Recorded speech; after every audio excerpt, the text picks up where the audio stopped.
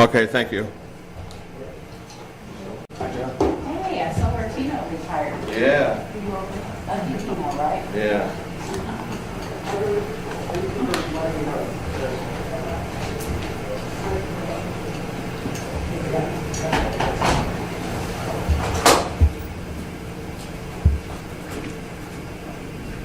It's funny, I remember like this time 20 years ago. He's funny. Anyway, there was a huge fire on the west side of the National School. And so anyway, I was covering it, and he was covering it, and he was fighting it. So all these people were out there, and I was I couldn't even, you know. And so anyway, he was really good. I gotta get this much better, so I started doing stuff to try to come up. He was really rough, so I told him to keep going, so he just laughed.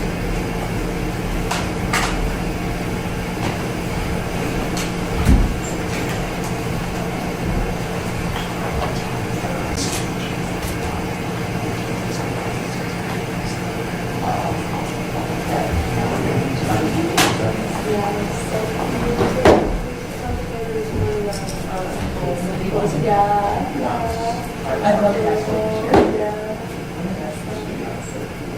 I love the picture and the little hats on. Yes, we were just talking about that. Yeah. He's gonna have to do that 18 years from now.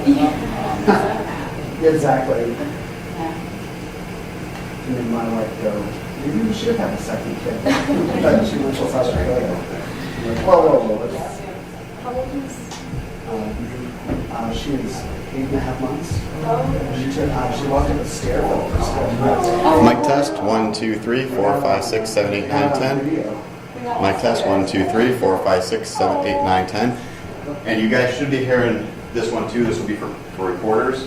Test 1 2 3 4 5 6 7 8 9 10. No. This is her. We need a second. Finally walking. Oh my goodness, look how big she's getting. It's her Valentine's Day party.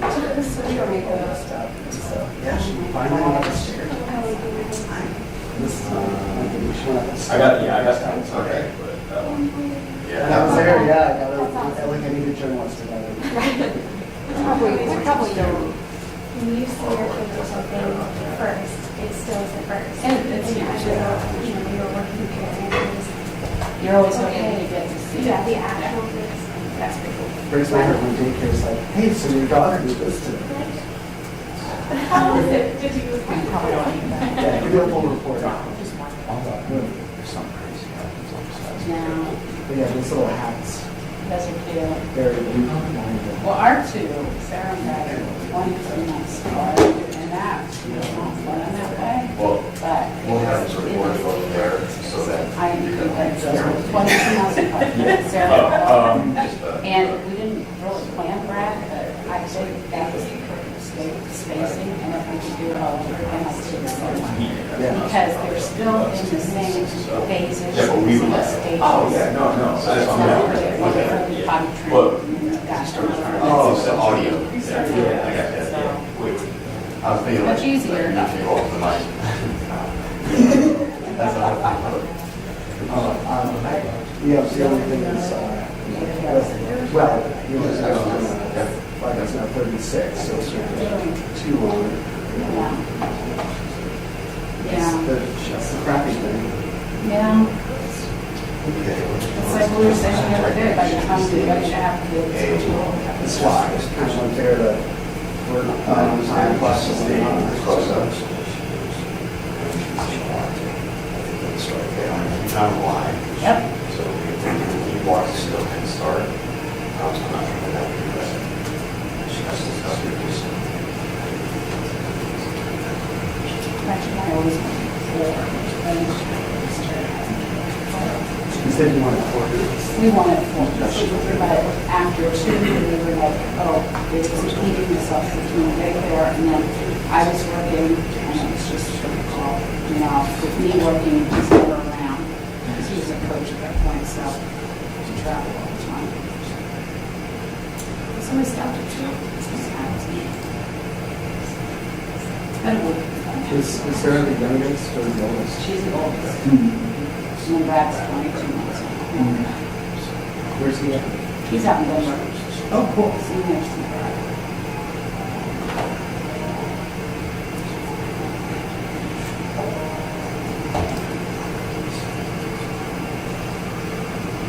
It's a good place to be as a 20-something.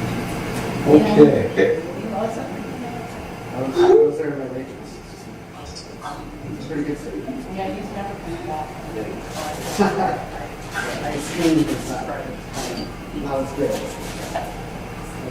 He just loves the laid back vibe out there. It's very laid back and like, you know, they have like a lot of things going on that, you know, everyone's people are not so judgmental and uptight. And, you know, it's just kind of laid back. So love that.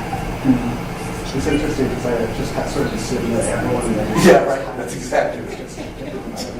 So some cities and people actually are physically kind of different. It's one of these guys are different in the other, but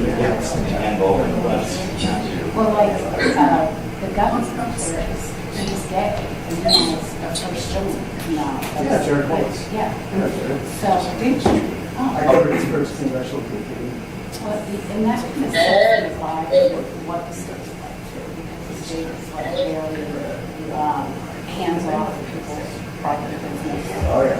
They don't like getting in people's private business, which is much more long grants on the people that don't have to do that stuff.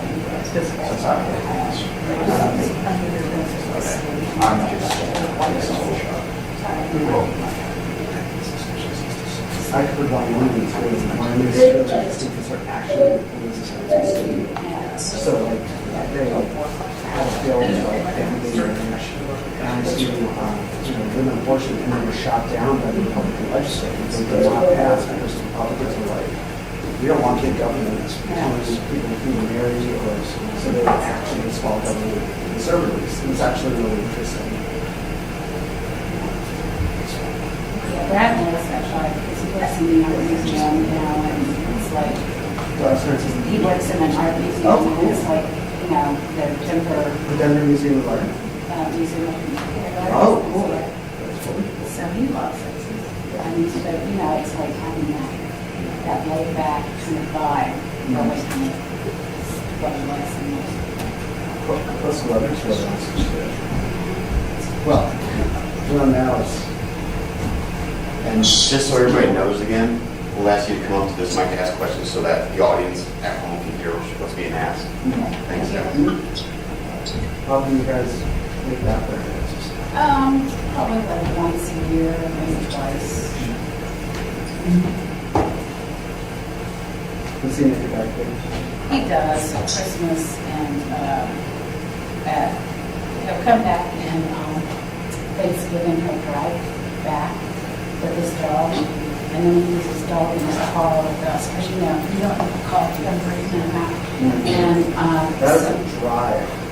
it is. It's straight down I-70. Yeah. He actually has, he's got friends with his mom. So here's like the first night distance. Oh, I didn't know. How would Denver to Chicago? That's 1,000 miles. But they drive, you know, like one of his wheel.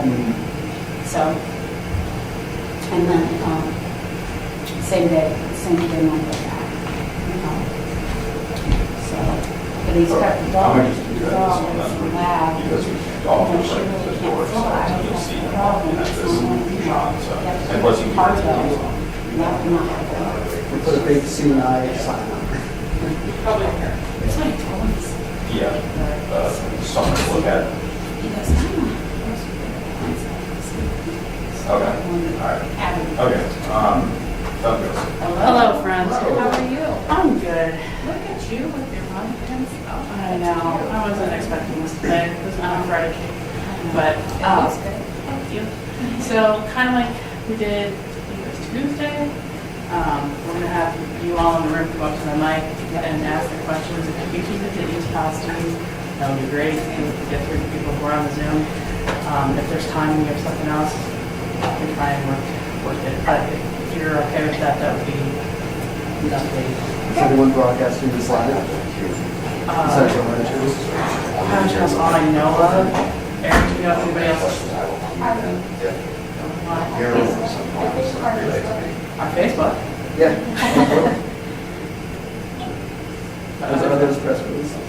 No, these are already old remarks that have been dealt with. Wow. I don't have a press release yet. Yeah. You might have to do some reporting because It's on Friday. I know, I could send you old remarks that would be as prepared before. Is there anyone other than like the obvious people like Bearhoff and people we already know that might be up at the podium and we have? Like, Yes, Dr. Vanderhoff will be speaking and Lori Chris from. Oh, we know them. Okay, yes, yes. Okay. Are they the only two that know again, or? Not today in the room. We'll have a link to East Palestine. I believe Kurt Kolar from Ohio EPA will be available and Amy Wilson from Public Safety. So, Yeah, the other day when Tiffany got up and spoke, I never covered Tiffany's. I know, I told everybody, I'm like, you have to say your Recording name. in progress. Even that's But I think people get sort of like nervous. But I tried to be able to like, tell them who you are. Yeah, it's always nice that we have the existing speakers. So we can say, okay. Yeah. So, Why is Lori Chris speaking? good. Why is Lori Chris participating? To give mental health resources and assure people that being anxious is okay. Oh, Yeah. She'll Yeah, I'd be freaked out. kind of brief, I didn't know but there was a larger one. Yeah, that no, makes total sense. not anything unusual, just trying to reassure and give out those numbers and give the context with the local board, et cetera. Okay, thank you. All right. Anything else I can help with? Sorry, Dan's not here. Like, who gave him that day off? Oh, yeah, me. That's okay, we don't know. It's just good having you here, so. Oh, and anything else I can answer or help with beforehand? I appreciate y'all. Thank you, we appreciate you too. I'm sorry. So, Eric, where we can pull a road one, right? A transfer? Yeah. Yep, absolutely. Yeah. You're gonna have that today. Yeah, just email me. They're pretty fast. Went up to the microphone, and just at the end, after he gets done, he'll say, are there any questions? And we go over to the microphone and you say your name and who you work with. So if you're like Natalie Fahmy, and then you see four, there's no question. Yeah. Yeah. But then you often say there's moves down, as I did, and stuff like that. Yeah, then That's what the COVID. normally we don't like say you can't, not can't, but just try to keep it East Palestine at least so everybody can get through it. And if you have something else, let us know so we can try it. Does anybody else even have any?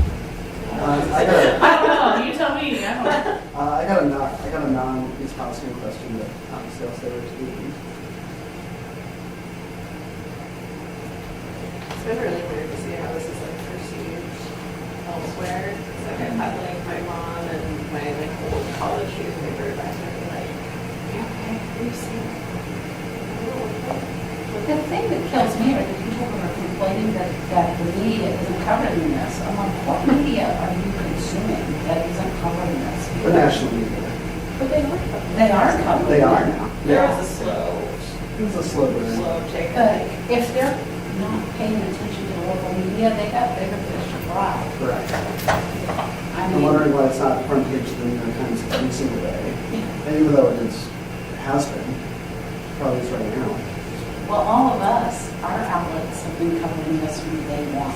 So, it's like, if they're not getting this information, it's their own fault. Because I haven't seen a single local media that haven't had this on the top of the newscast, front page.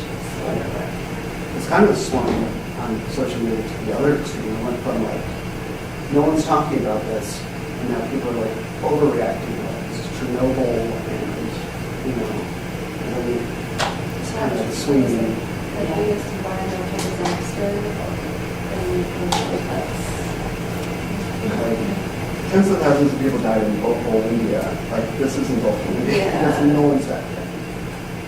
Except for some chickens, which is serious, but how can we say it's Chernobyl?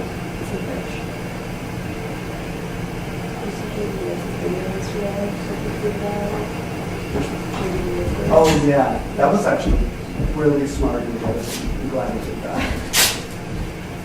It was good press. It was. Just weirdly dressed up for like standing in the middle of the party. Yeah. These like leather shoes. Yeah. You figure, well, I'm wearing jeans, so.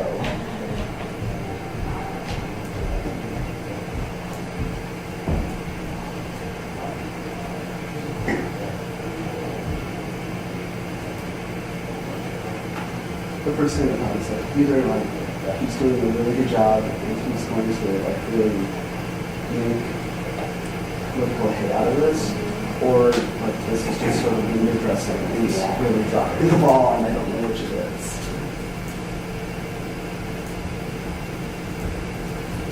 He's standing in the creek, but that's about it. Triangle fan. Yeah. My dog is the science guy. Yeah, he's gonna start wearing a bow tie all the time.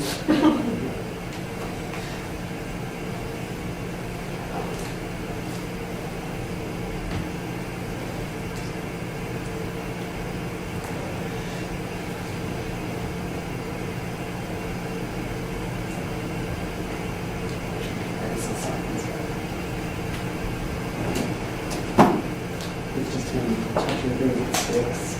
That's all. That's not. Sit down.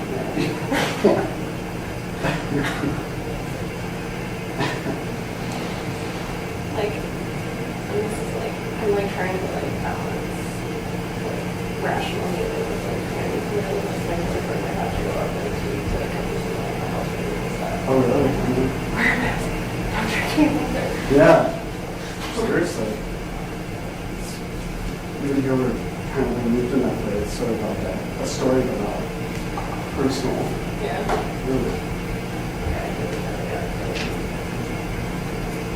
And there's How no worried way to is he drink about about it? water. He's never worried about anything, so. Oh man, well, He's that's very- good for his job. He's a going dude. Yeah.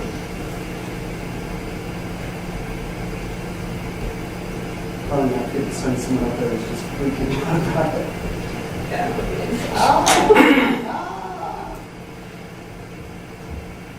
I was at my mom's house yesterday. She's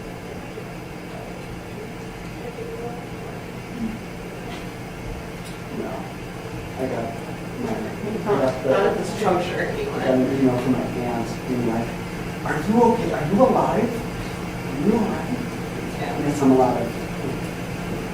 Well, and I'm 150 miles away. I mean, unfortunately, it's a lot of stuff. It's over a lot of Somebody wasn't trying social media.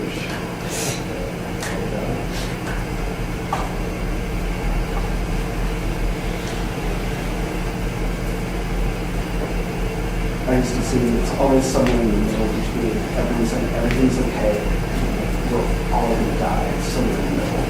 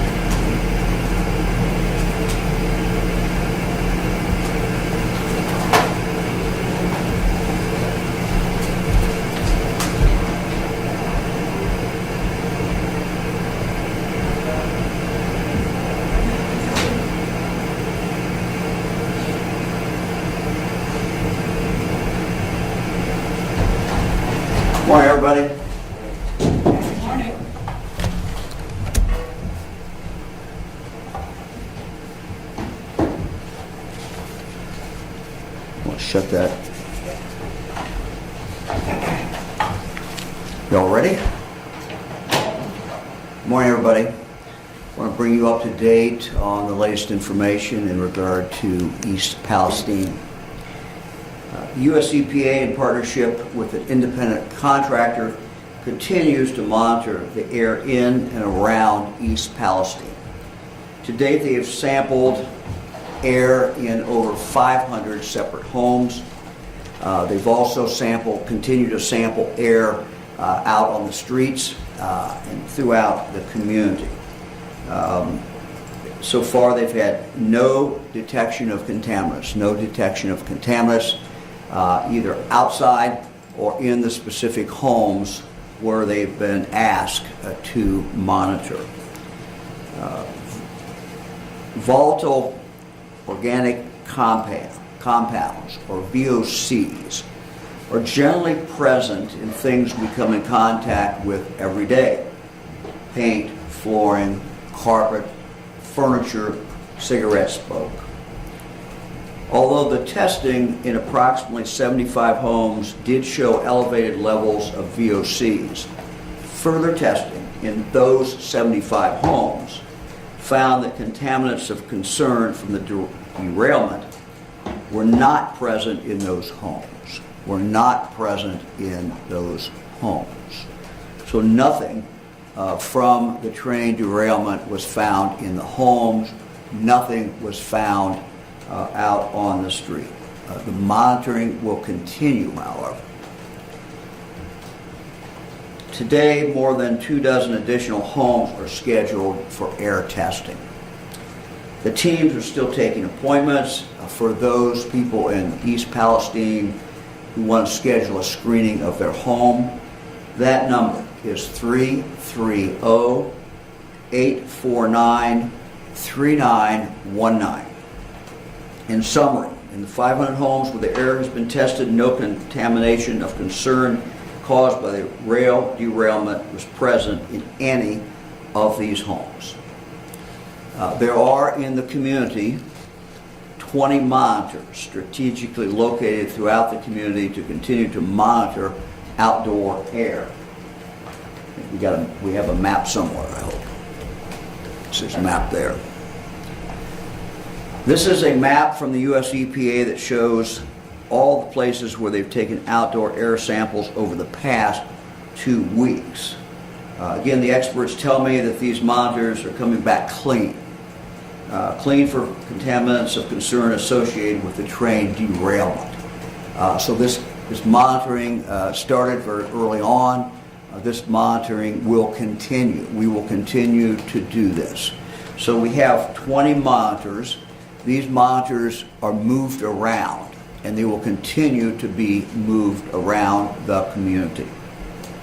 Let me now talk about water, residential well sampling.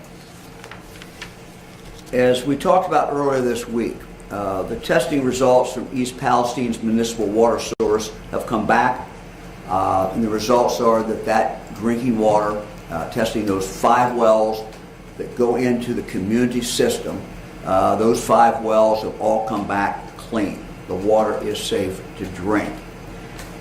We never thought that the municipal water was contaminated, but out of an abundance of caution, our Ohio EPA took samples which were analyzed, and they in fact came back and were shown to be safe.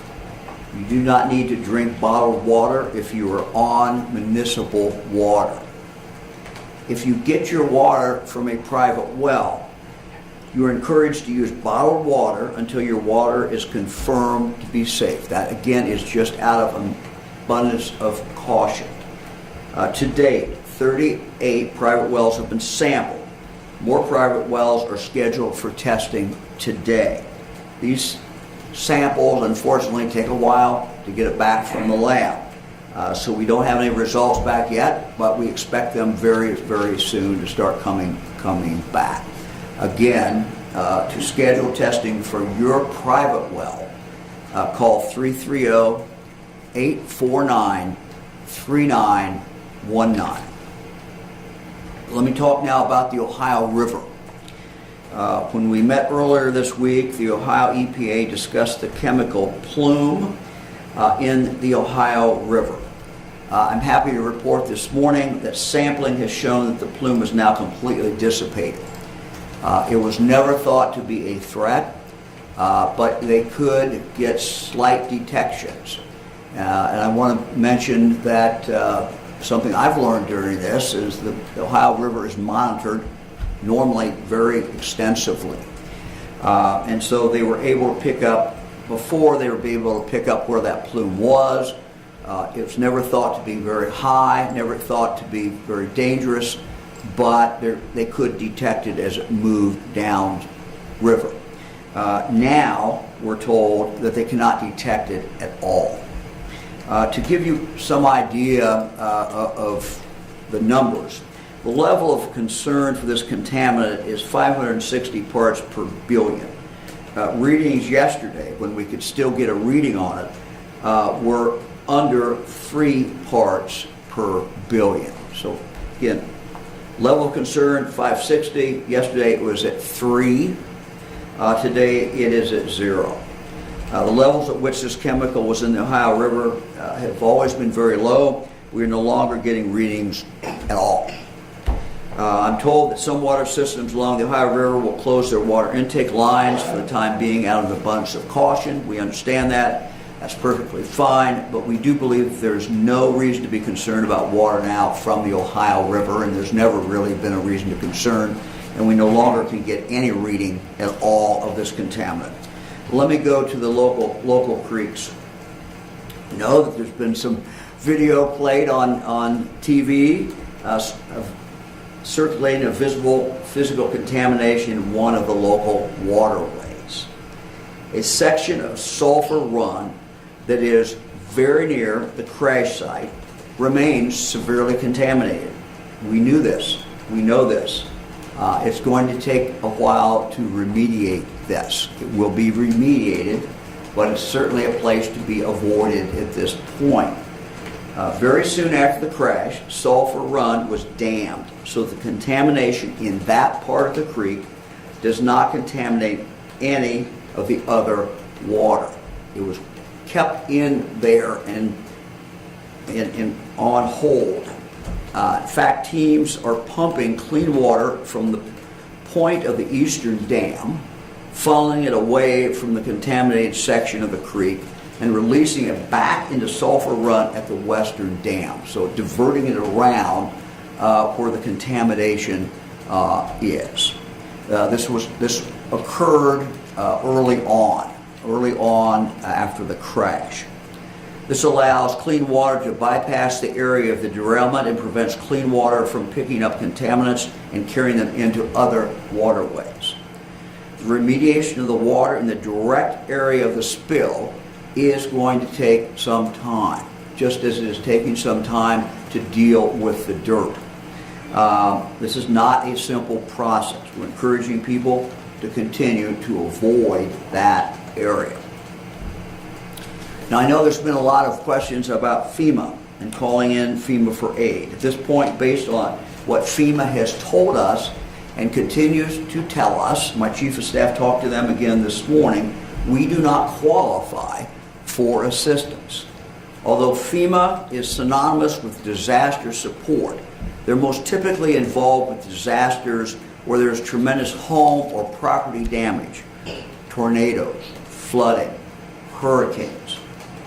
That's why we do not expect that FEMA will come to East Palestine.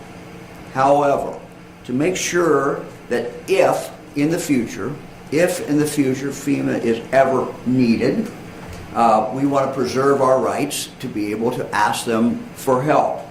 So, to make sure that if FEMA is ever needed in the future to help residents in regard to this crash, we're going to preemptively file a document with FEMA to preserve our rights in case we need their assistance in the future.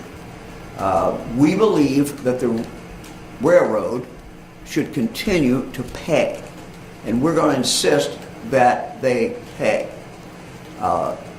Whatever damages have been caused, the railroad is responsible for those damages. We're filing this paper with FEMA just in case in the future We need that. Let's say, for example, the railroad stops paying for whatever reason. We're still going to go after the railroad, but we want to make sure that there will be support for people if that support does in fact stop from the railroad. Let me move now to HHS. We know that the science indicates that this water is safe, the air is safe. But we also know, very understandably, that residents of East Palestine are concerned. They ask themselves, you know, they might have a headache. They might ask themselves, is this a headache? Or is this headache that is in fact caused by the train derailment?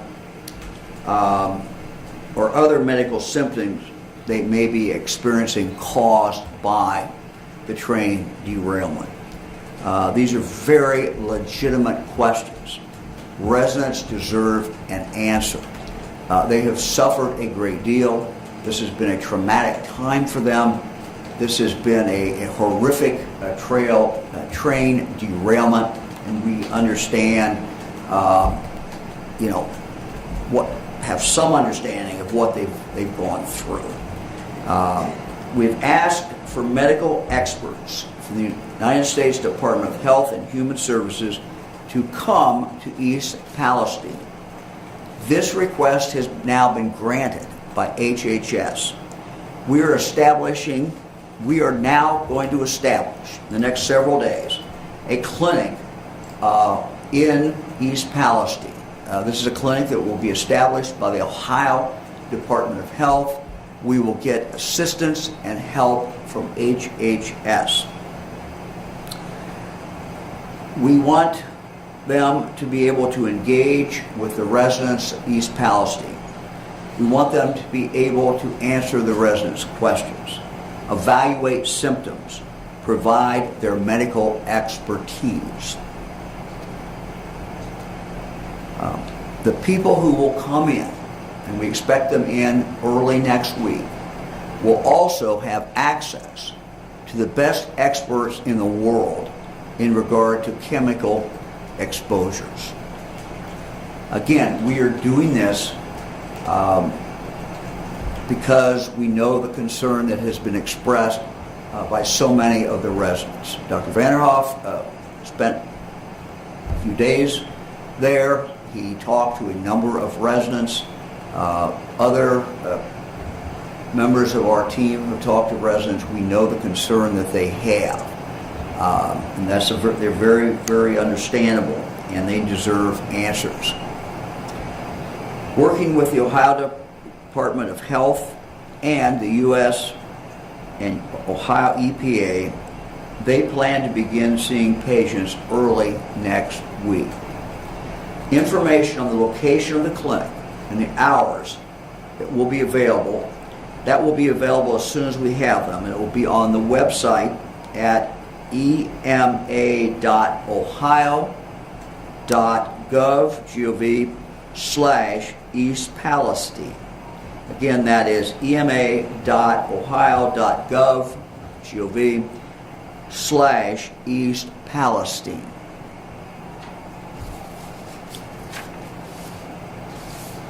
So we expect them to come to town probably on Monday.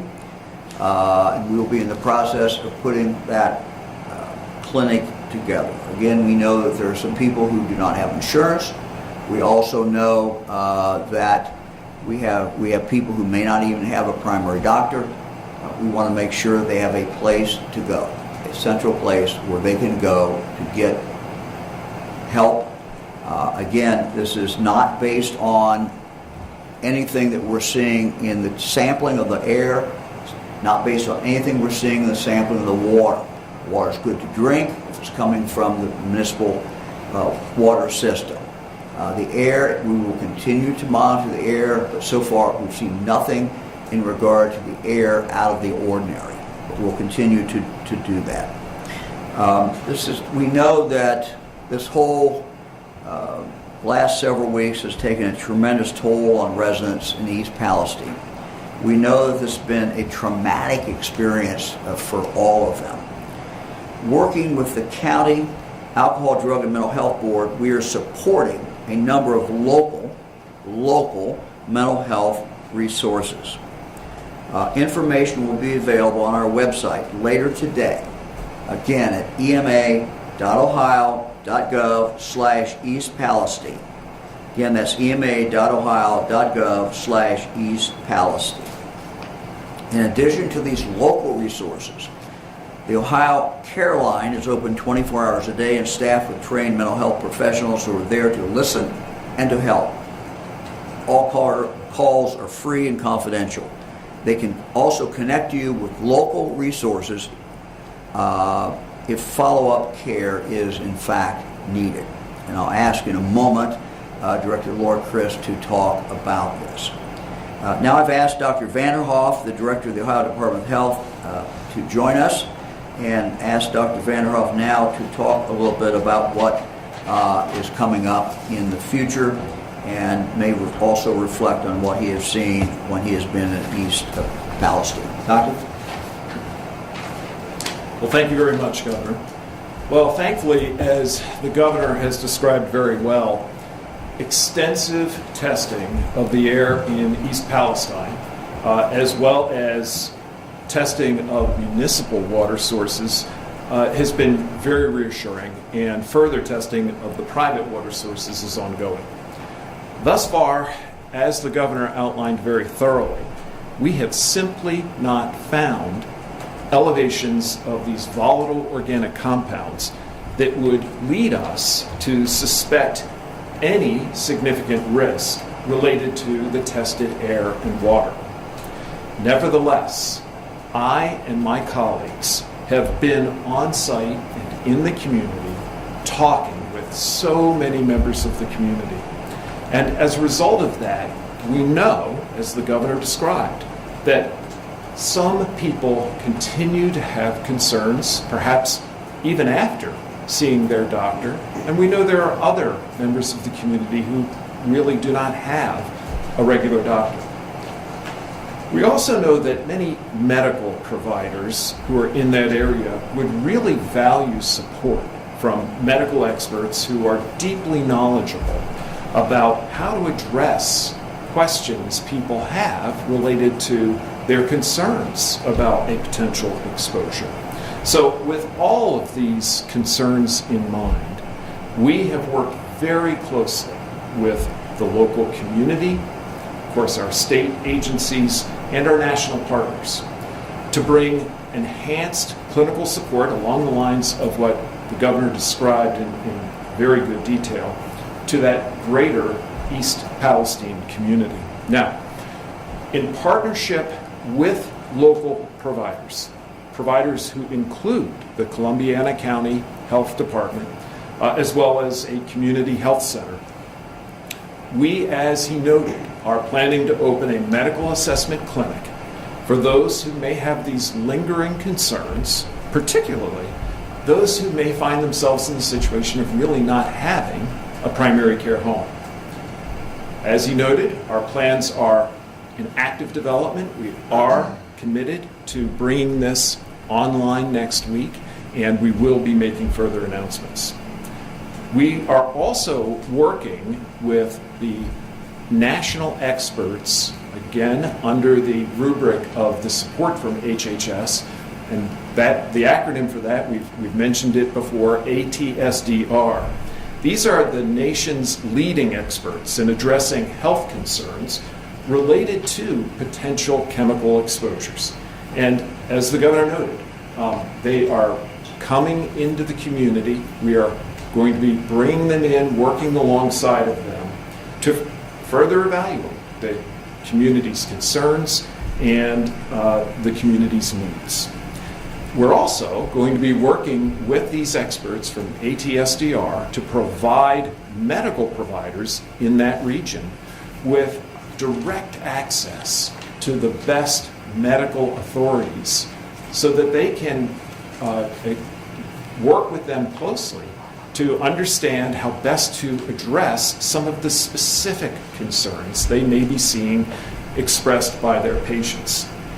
And the epidemiologists from the Ohio Department of Health will continue to work very actively with these same national experts to monitor the health of the community, both now and into the future.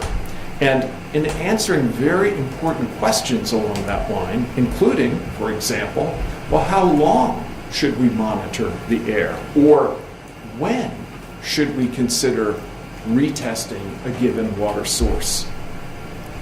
All of these efforts really are a reflection of our continued commitment to working with and being with the community, the people of East Palestine.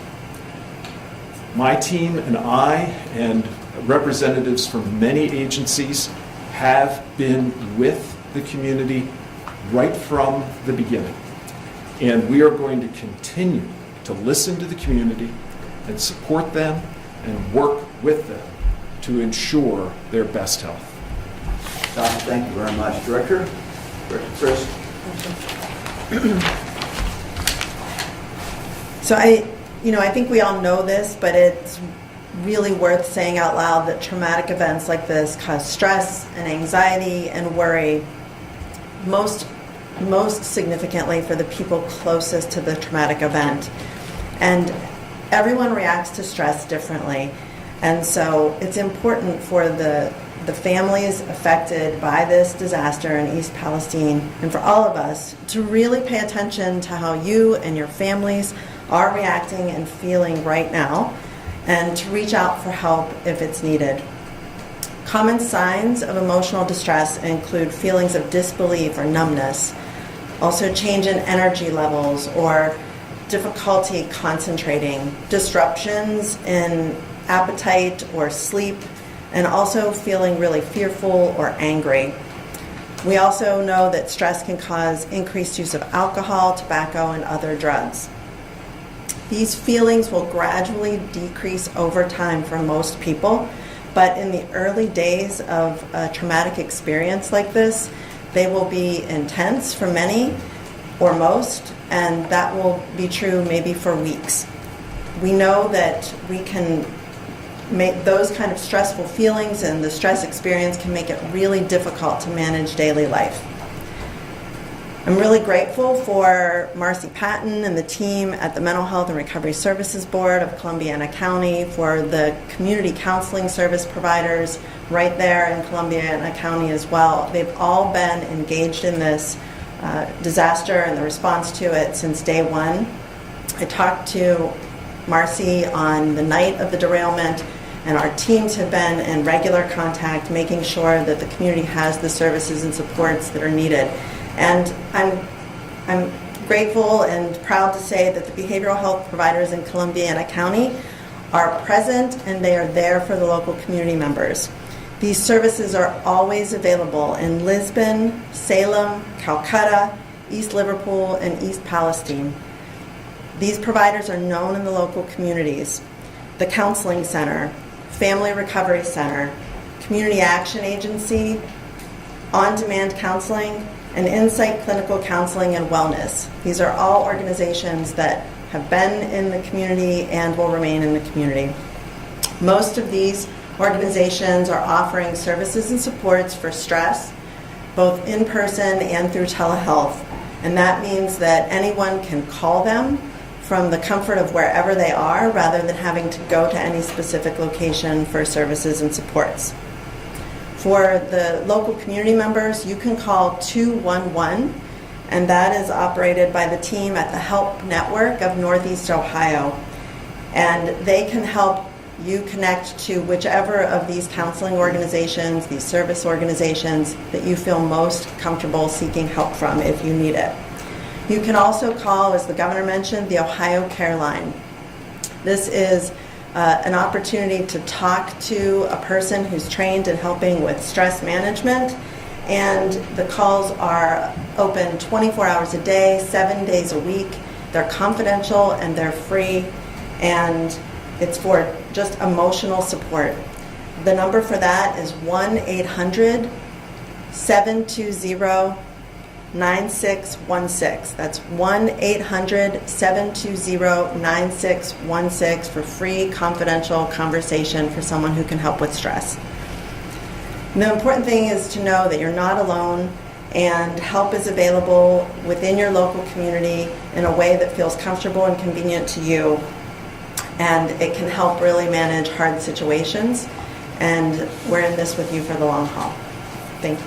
Director, thank you very much. We're happy to take any questions. So we'll start in the room, come up to the mic. And then we'll switch to. Kevin Langers, Channel 10. When you say you're going to hold Norfolk Southern accountable, can you detail exactly what that means? Well, we've talked to the Attorney General, and Attorney General is looking at this situation, but he'll have further information, I think, next week. But look, thus far, when we've asked them to pay, they have paid. They are responsible for this crash. They are responsible for any damage that has been done. And so, I reached out again to the CEO the other day and asked him, I said, look, people are worried you're going to leave town. He said, no, we're not going to leave town. We're going to make sure we have everything cleaned up. But it's just a general statement. We're going to make sure that they fulfill their duty. They caused this problem. And let me just also say that I think, East Palestine was visited yesterday by our 2 United States senators, members of Congress, others. As I've expressed to them, I think it's time now for the U.S. Congress to take a look at rail safety in this country. Look at the question of what products are being carried on the rails, what the responsibility is of the railroad, what the responsibility is of the railroad to notify a state when that product is coming through. In this particular case, there was no notification, and apparently there was no legal requirement for notification. Now, you look at the product that was on these trains and on these cars, and so many of these different cars, you see what's happened after the train wreck, and you think, what? The law doesn't require them to notify the state of Ohio or anybody that this is coming through our state from one end of the state to the other? This is crazy. The law has to be changed in this area. We have to be given notification. Something's very, very wrong here. We've also seen other train derailments in the state of Ohio. We've seen them across the country. When it's a train derailment and it's just an empty boxcar, I guess that's one thing. But many of these trains are carrying some very, very dangerous products. So, again, I think Congress needs to look at that whole issue as well. The federal government historically, over a number of years, has preempted the states from really controlling this, and the states from being able to control what comes into Ohio, what goes out of Ohio, what goes through Ohio. The responsibility is with the federal government to make those changes, because they preempted our ability, really, to act in this particular area. Thank you. Haley Nelson with ABC 6 in Columbus. Are you considering a declaration of disaster, and is that not needed for FEMA? Yeah, look, we will, if at any point we get any indication that we can activate FEMA, we certainly can, do that notification of disaster. Look, this is a disaster.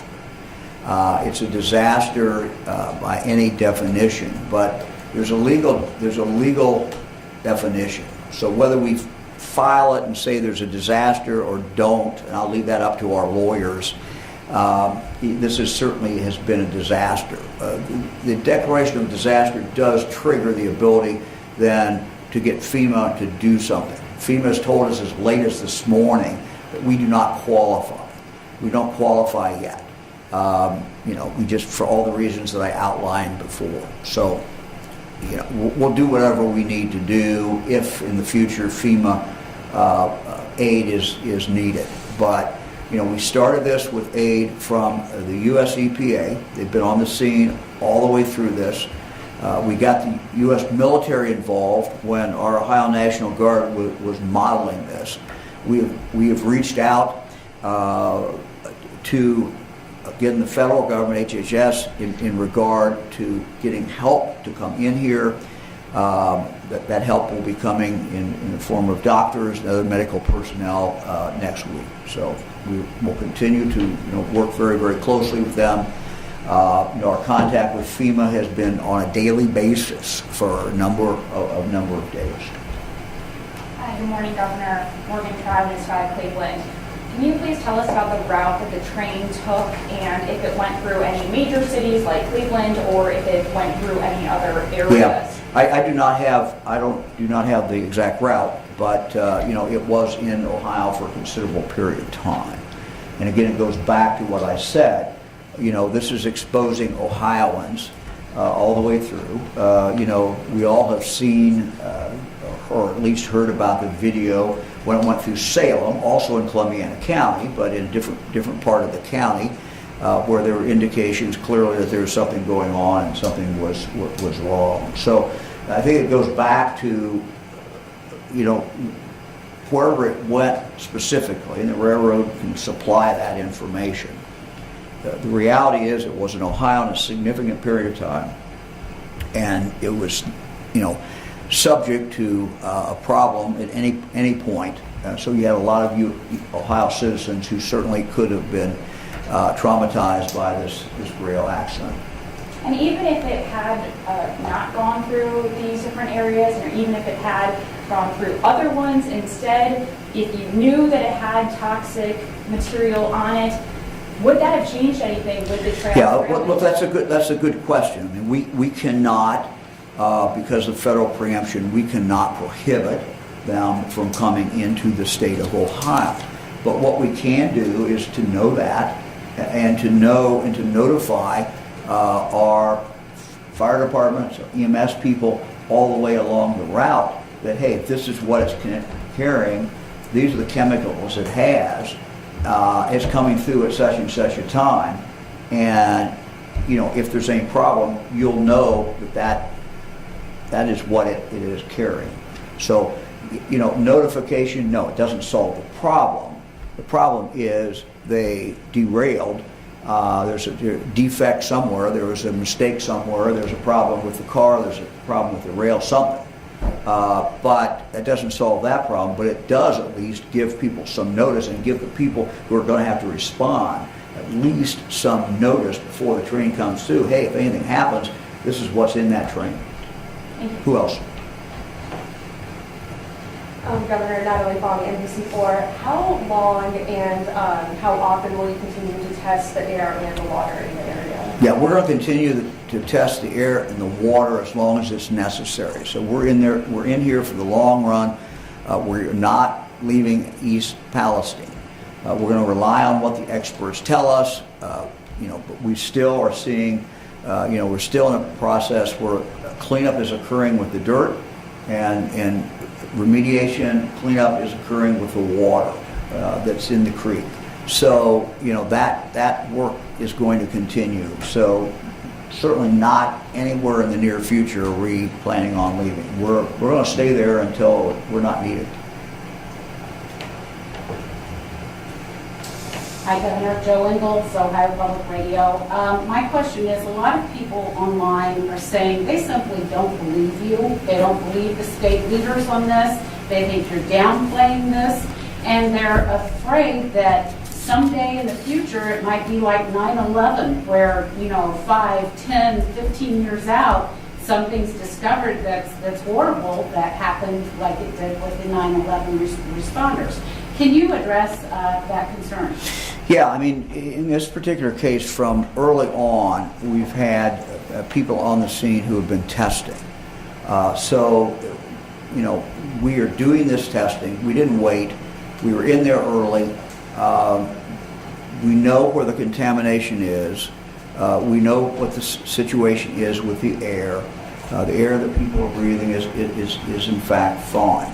We're now bringing in medical people to talk to anybody who has a particular problem. So we're doing absolutely everything that we can to assure residents about what the situation is. So, we're going to continue to do that. Look, I understand people have been traumatized, and I understand skepticism, and sometimes skepticism is warranted. Nothing wrong with healthy skepticism.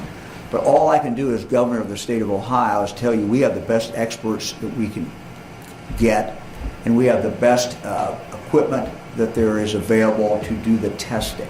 We believe the testing is accurate. It is not just one test and we go away. We continue to test. We continue to monitor. And these are not just people from the governor's office. This is the Ohio EPA, it's the U.S. EPA, and we're now bringing in other experts as well. So that, we got a lot of people in here who have absolutely no reason to be lying, no reason to be minimizing this. And candidly, I have no reason to minimize this particular problem. What we need to do is, my obligation is to tell people what we know, when we know it, do it in real time. That's why we've held a number of press conferences. That's why we do a release every day of what evidence that we have uncovered and what the testing is, and we're going to continue to do that. Haley Beeman with the Gwinnett, Ohio Bureau.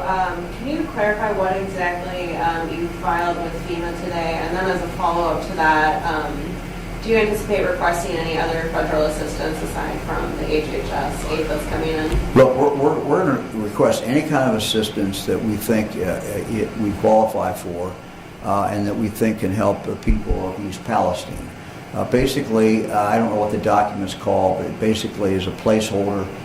It allows us to say, look, we are here, we've had a problem, we want, if in the future we qualify for any reason for help and assistance to our residents, we want to preserve our rights to be able to get that.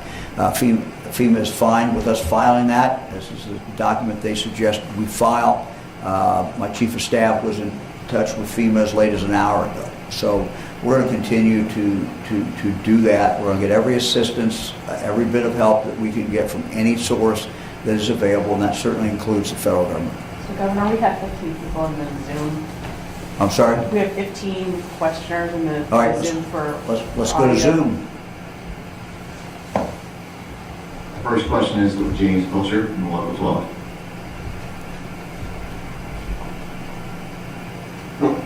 Good afternoon, Governor. Good morning, Governor. Morning. How can you reassure, I know you said that the plume has dissipated, but how can you reassure people that are living downstream from this, such as in Cincinnati and elsewhere down the Ohio River, that there won't be any lasting impacts chemically or otherwise from this event? The Ohio River is very well monitored. It's monitored 365 days a year.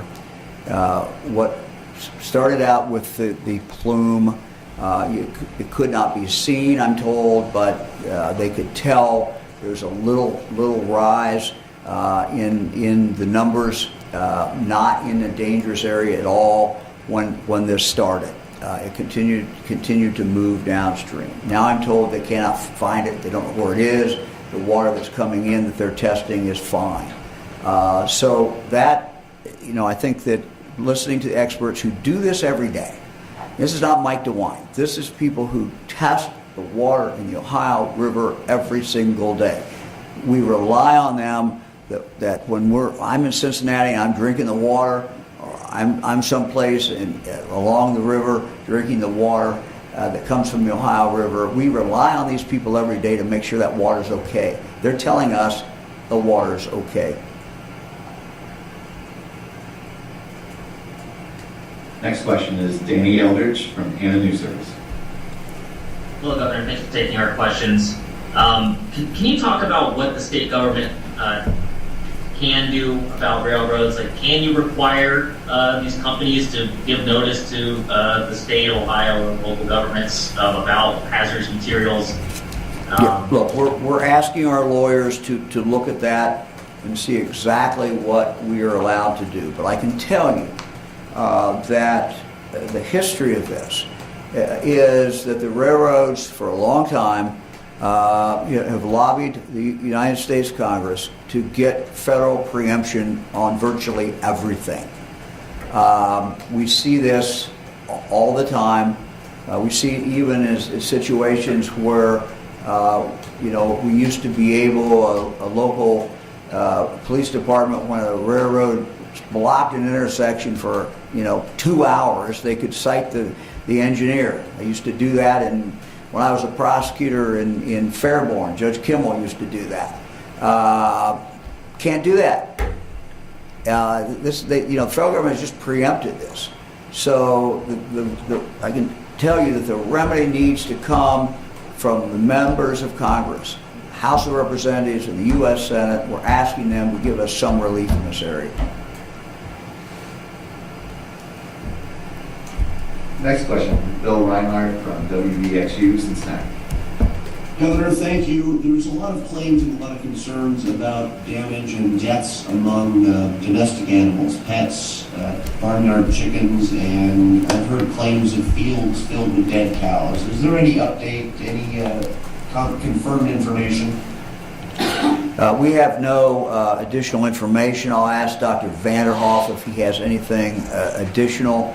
As you know, we had the state veterinarian over at the town hall meeting the other night to talk with folks. My understanding is that there's been nothing that has actually been reported that's gone through the system. People were told what needs to be done. You need to get your vet out. Your vet will in turn then, if there's something happened to your chicken or something happened to some other animal, you don't know what caused that.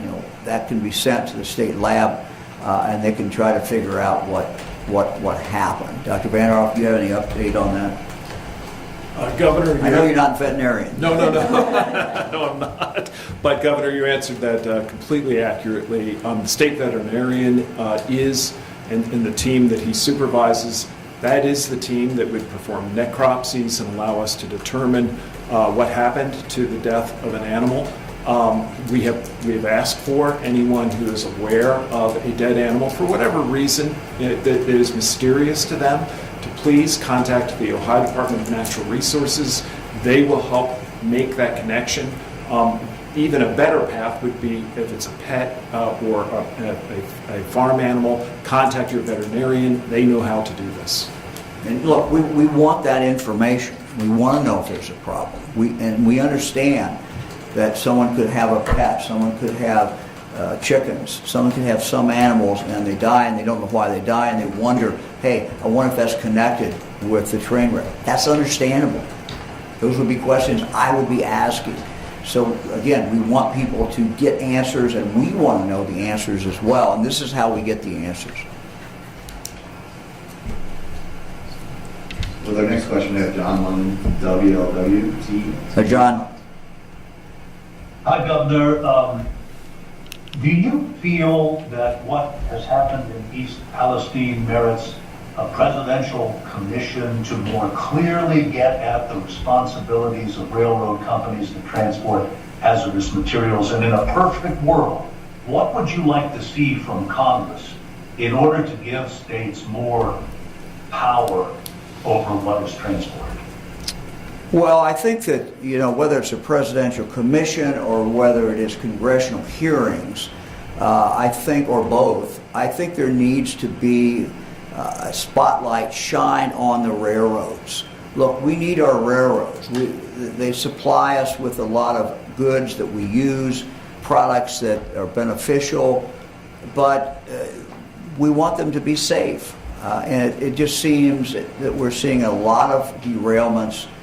I think we have the right to have answers. Why are these derailments occurring? We have right to know, how much stuff that is being transported, if there is a derailment, will cause, significant harm or potentially harm. So yes, I think the federal government needs to take a look at that. And so I've urged our senators, I've urged our representatives, really to take a look at this, hold hearings, look at the whole safety issue of our freight system in the United States. Our next question comes from Neil Fisher at 3 News.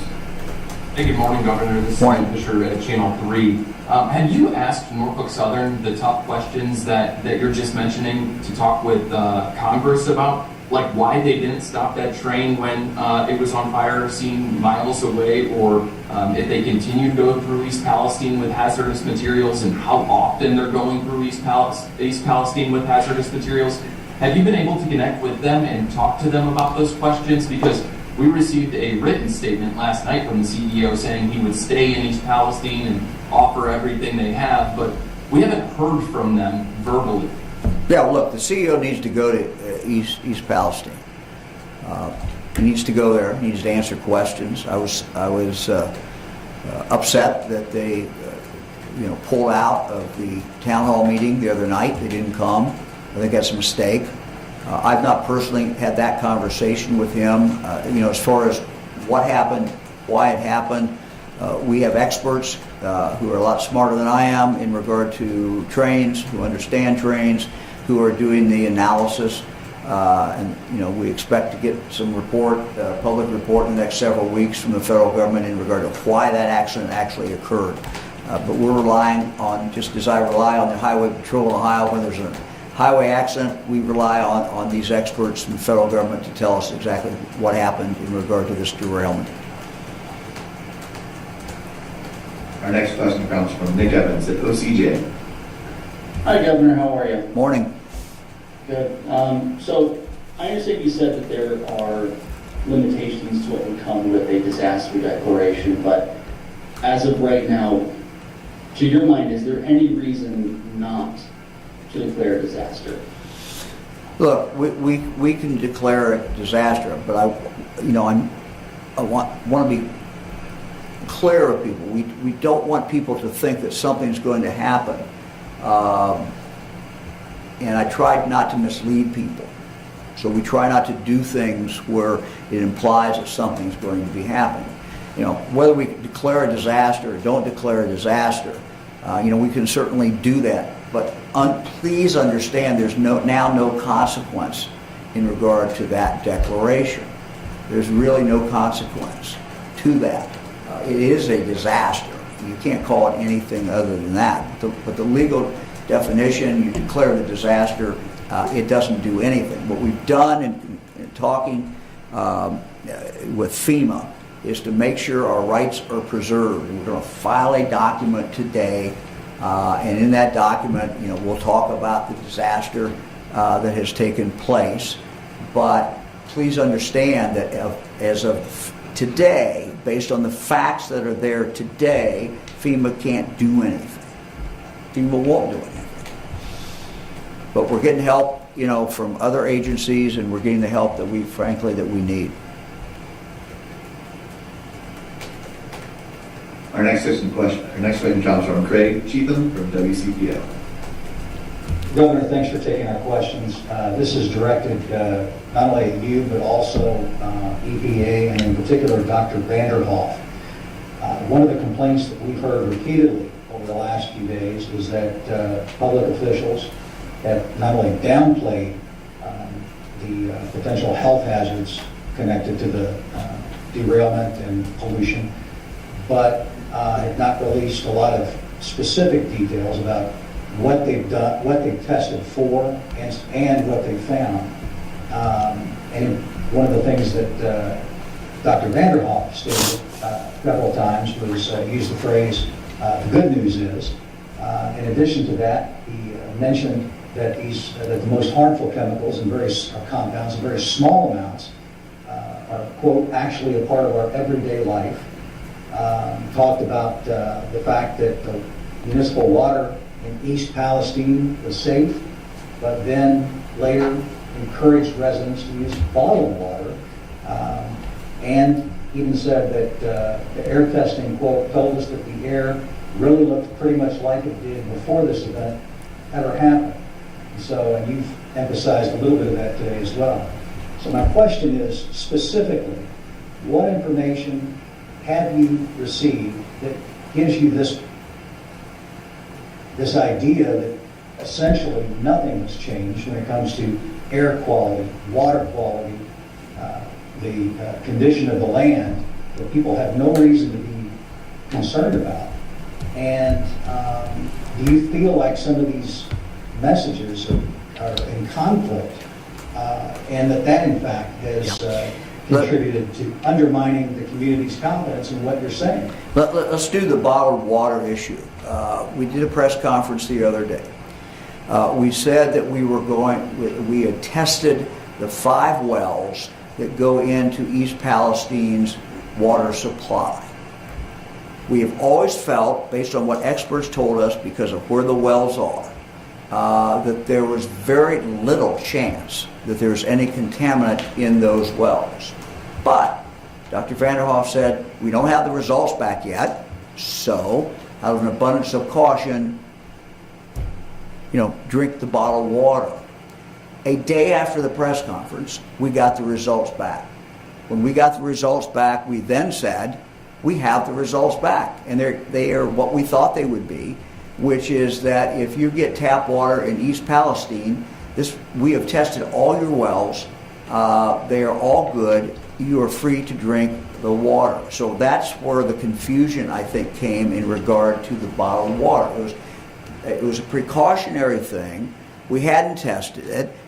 We had tested it, but we didn't have the results back. But when we got the results back, then we were able to say, look, you can go ahead and drink that. Look, there was an expert on national TV the other day who was not privy to exactly what we were doing, and he opined that we were only testing a few, 2 or 3 for 2 or 3 separate chemicals.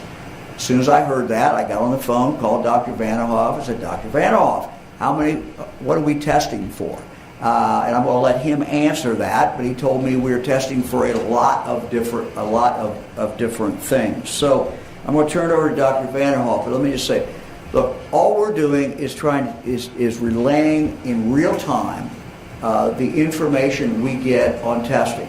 No one is trying to downplay this. This has been a horrific crash. A lot of trauma impacted on people in East Palestine. We don't downplay it all. We've had people over there since the beginning.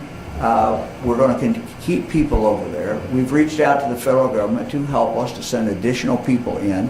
We've accessed all the experts that we can find in regard to chemical exposure, so that when the doctors next week see people, if they have a question, when they're looking at that person, they can call the expert and get some additional help from that person. But we're going to continue to be transparent, continue to put the information out that we have. But no one's downplaying anything.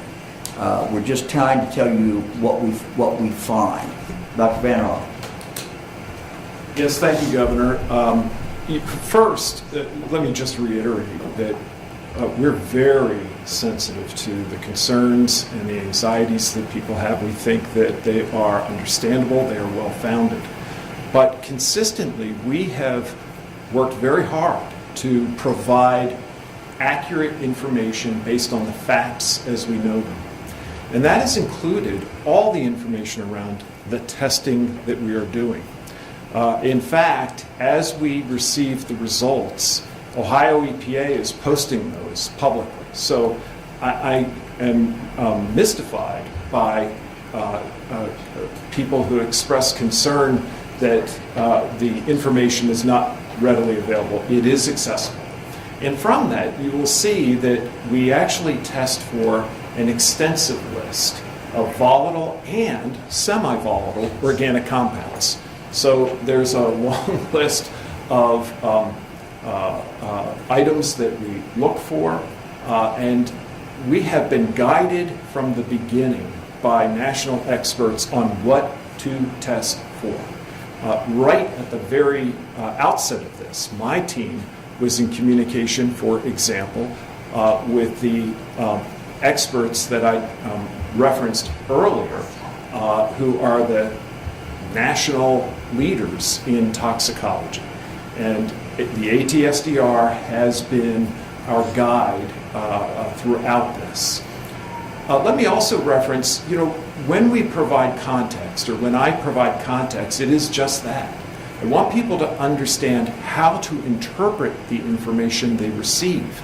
Because the simple fact of the matter is, and this is true of almost all the tests that doctors and scientists run, there's not a yes-no result. The results almost always occur in a range. And from the very beginning, I wanted people to understand that. And so that's why I've provided context. And in fact, the governor reiterated some of that context at the beginning of his statements. We care about people, and we want them to be in the know.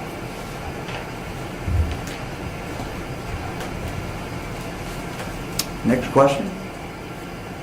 The next question, we have Andrea Sosido from Washington Post.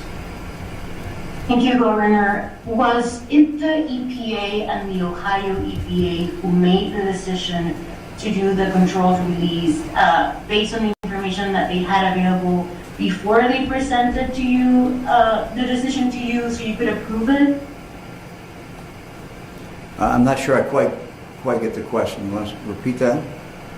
Yeah, I'm trying to understand who made the decision to present you the controlled release option, and before you had to approve it or decide what you're going to do. Yeah, look, we were weighing the two options. The one option was to wait and take no action, but the report from the railroad was that you had rising temperatures, temperatures very volatile, and they were deeply concerned about what the explosion would be. When I arrived there that morning, we had a long conversation trying to determine the risk of doing a controlled release versus the risk of doing nothing and waiting. And so we went through that. Part of the analysis was based on what the controlled release what area it would endanger. In doing that, the Ohio National Guard, the experts there, were utilizing not only their expertise, but they had reached out to the Defense Department. Can't remember exactly what group. There's a group that understands this. They got help from them in regard to what the spread would be. So we looked at that spread, we modeled it out, and then we went in and, for the third time, had law enforcement go literally door to door, knocking on doors, getting people out. This is the third time they'd gone for most of those doors, shouting, doing whatever they could to make sure that people were out. So yes, it was a balancing test, and ultimately I believe that the fire chief has statutory responsibility there. As governor, certainly I have some responsibility as well. This was the decision that was ultimately made, and as far as we could tell, with the measurements we were doing outside of the area that was modeled that would be danger zone, the numbers, the air numbers continued to be good throughout that. Our next question comes from Garrett Teeney from Fox News. Governor, thank you for doing this. There's been a lot of criticism from one of both parties over senior administration officials taking so long to come to East Palestine. This morning, EPA Administrator Michael Regan said he didn't come to the area sooner because it would have diverted resources from the emergency response. I know that you have said you've gotten everything you've asked for from the administration, but you have been to East Palestine, and I'm sure, like us, you've heard from people here who feel ignored by Washington. How important is it for senior administration officials to come out, and do you wish it would have happened sooner? Well, look, I started my career as a county prosecutor. I'm kind of a hands-on guy. I'm the type person that when I was a prosecutor, I went to the scene of the crime. It was 2 a.m. in the morning, whatever time it was. If it was a serious crime, I got called. I went out. I like to see things. I like to touch things. I like to talk to the people who are directly involved. That's just the way I operate. That's me. That's how we did it. In this case, as far as if you're talking about the federal response, the EPA people from the federal government, were there early on. And those were the people that we needed to have there. And they were there. And they were working directly, and they worked very well with our Ohio EPA. It's been a very good relationship, and they were doing what they needed to do, early on. Again, as I've stated several times, when our National Guard reached out to the Defense Department, also part of the federal government, they responded very, very well. FEMA, look, FEMA has told us consistently when we've looked at the rules and when we've talked to them, they've told us consistently that they can't help at this point, at least. I've reached out to the White House several different times. Whenever I've reached out, they've been responsive. So that's about all I can tell you. Look, I mean, if I was a federal official, would I have gone to the scene? Yeah, I probably would have, but that's kind of what I do. It's just kind of how I am. So for you don't know that there would have been a benefit to having senior administrations come out sooner, whether that be in terms of the actual response or the impact that would have for folks there in the community? Well, look, I mean, I think part of what we all do, those of us who are elected or who are in a very top position, I think, coming out and being there, shows that we're focused on it. I think that's always a benefit. It's always helpful. Thank you, Governor. Our next question comes from Abigail Lazar from Idea Stream Public Media.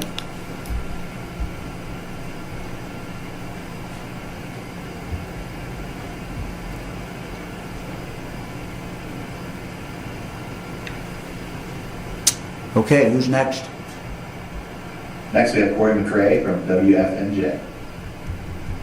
Good morning, Governor. Question for you. Are you satisfied with the testing of the air in East Palestine? Because there are experts, including one at Johns Hopkins, that say what's being done in East Palestine is air monitoring and that it's not specific to the chemicals of concern, and that what should be done is air sampling, testing that does look for specific chemicals. This is beyond my expertise. I know that there was a expert on. I have no idea if it's the same person from Johns Hopkins on a few days ago who said they're not testing for the right chemicals. I immediately went back and asked our team, are we only testing for 2 or 3? And they said no, we're testing for everything that what the manifest showed was in the rail car. That's about all I can say.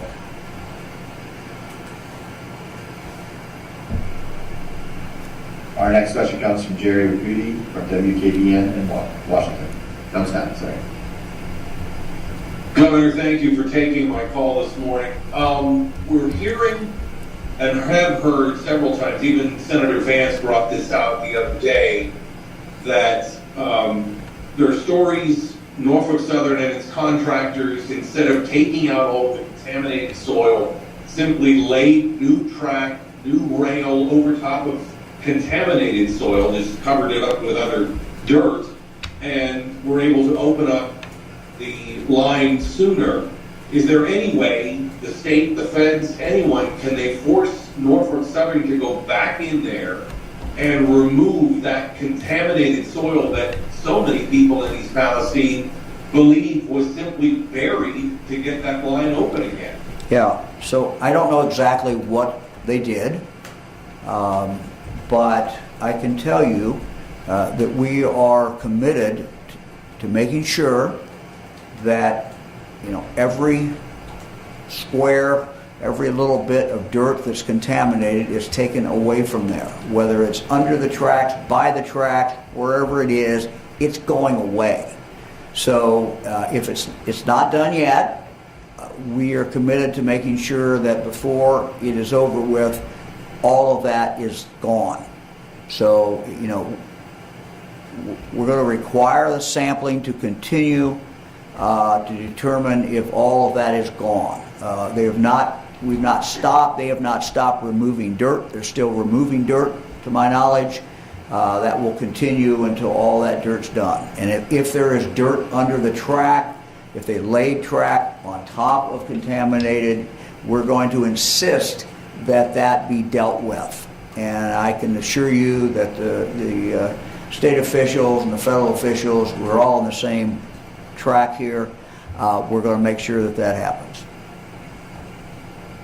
And if I can, one quick follow-up, and you mentioned this briefly, but so many people wonder, we all say, you said it, the two senators have said it, the EPA director said it, we're all going to hold and make sure that Norfolk Southern doesn't get off the hook. How do the people in East Palestine and Columbiana County see with their own eyes that, yes, indeed, they are not getting off the hook? I'm not sure I quite understand the question. How do they see with their own eyes that they're not getting off the hook? Is that the question? Well, just that they will know in their own minds that everybody has done everything they can to make sure that Norfolk Southern is held accountable and that they're not sneaking away without doing everything they need to be doing. Look, we've remained there. If people have specific concerns, they need to talk to us, talk to our Ohio EPA, talk to our Ohio health people. But, you know, we are going to continue to be their advocate. We're going to continue to represent them to make sure that Norfolk Southern does not get off the hook in any way, shape, or form. Thank you, sir. Our next question comes from Krista Canoe from Governor. Hey, Governor, can you speak to the role of the Ohio Farm Bureau or Department of Agriculture in making sure that products that are coming out of this area are safe for consumers and don't, and, you know, any impact that, economic impact that those producers might feel? Yeah, as I indicated, the state veterinarian was over there, and was talking the other night. We've tried to reiterate to people there's a system in Ohio, and that goes through your local veterinarian. Your local veterinarian knows what to do if he or she finds a dead animal or an injured animal, and wonders what happened to it, knowing that there's been a rail derailment, and wonders if that action, that tragedy, that wreck, in fact caused that animal then can be taken, the carcass can then be taken to the state, and there's a system. And we encourage people to use that. If you have some animal that has died, if you have an animal that you think is sick, that shouldn't be sick, you think it might have come from the derailment, please take that animal to your vet, find a vet, they will get it into the system, and we will get it tested. We want to do that. It won't cost you anything to get it tested. We want to do that. We want to know. We really want to know. And we want to be able to tell you as well. Our last question comes from Roxana Sabiri from CBS Network. Hi, Governor. Thanks for taking my question. You had mentioned that the water in the area from the municipal wells will continue to be tested. that the air will continue to be monitored for as long as needs be. For people who have private wells, how long will they need to keep testing their water? Is it for months or years? And who is paying for that, and who will pay for that? Yeah, they're being tested for free. I cannot answer the question how long. That's beyond my capability to tell you that. We're going to rely on the experts to tell us that, and that certainly is a very good question. It's a question that, you know, if I was a homeowner and I had a well and I was not on the local system but rather had my own well, I would want to know that. We don't know that. I don't know that answer. But you can get testing for free. We get you the results back. But as far as second and third testing, I'll have to defer to the experts on that. Okay, thank you all very much. We will continue to keep everyone informed. Most importantly, the residents of East Palestine. We're not going away. We're staying. We're going to stay throughout this, and that's our commitment to all of you. Thank you very much.